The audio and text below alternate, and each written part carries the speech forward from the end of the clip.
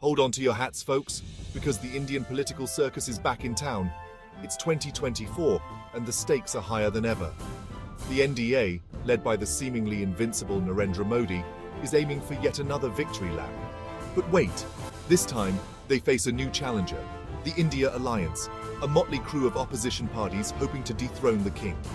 The air is thick with anticipation, and the rumor mill is working overtime.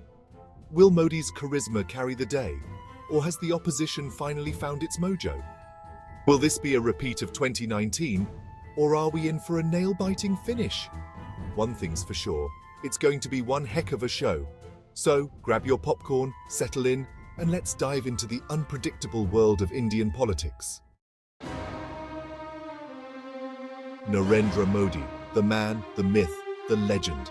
He's been ruling the roost for a while now, and let's face it, he's got the charisma of a Bollywood superstar. His supporters swear by his name, praising his decisiveness and strong leadership. From surgical strikes to Swachh Bharat, he's kept everyone talking. But hold on, even superheroes have their weaknesses. Critics argue that the shine of Modi magic has worn off, pointing to issues like unemployment and economic distress. They say his government is all talk and no action. The big question is, will the Modi wave sweep the nation once again, or has the tide begun to turn? Has he done enough to woo voters for a third term? It's a tough one to call, but one thing's for sure, you can't write off the Modi factor. Now, let's talk about the challengers, the I.N.D.A alliance. Imagine a Bollywood movie where a bunch of unlikely heroes team up to defeat a common enemy. That's the I.N.D.A alliance for you. They've got regional heavyweights, seasoned politicians, and even a few firebrand leaders. Their biggest strength? Unity. They know they can't take on Modi alone, so they've put aside their differences to present a united front. Will this newfound unity be enough to sway voters? The opposition is banking on the public's perceived disillusionment with the current government. They're promising a fresh start, a new direction. But the big question remains, can they translate their promises into votes? The jury is still out on that one. Section 4. Decoding the promises. Will freebies win votes? Election season. The time for promises galore. Both sides are busy showering the electorate with promises of a brighter future. Free electricity, free water, free education. You name it, they've promised it.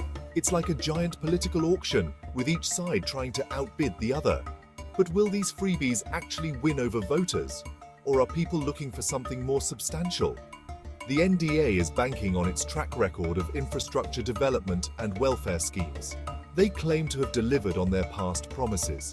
The I.N.D.A alliance, on the other hand, is focusing on bread-and-butter issues like unemployment and inflation. It's a classic battle of perception versus reality. Who will the voters trust? Only time will tell. Section 5. Public sentiment. The mood on the street. Walk down any street in India, and you'll hear people debating politics with the same fervor they reserve for cricket. It's the favorite national pastime. From chai stalls to college campuses, everyone has an opinion. The mood on the street is a mixed bag. Some feel the country is on the right track under Modi's leadership. Others feel it's time for a change. The youth vote in particular is being fiercely contested. Both sides are trying to woo young voters with promises of jobs and a better future. Social media is abuzz with political commentary, memes, and propaganda. It's a 24/7 battle for hearts and minds.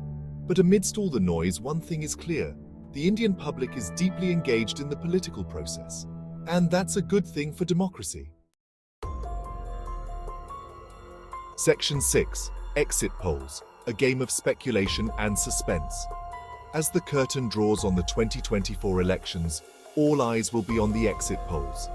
These polls, conducted just after people cast their votes, will provide the first glimpse into which way the wind is blowing. But here's the catch. Exit polls are as unpredictable as the Indian monsoon.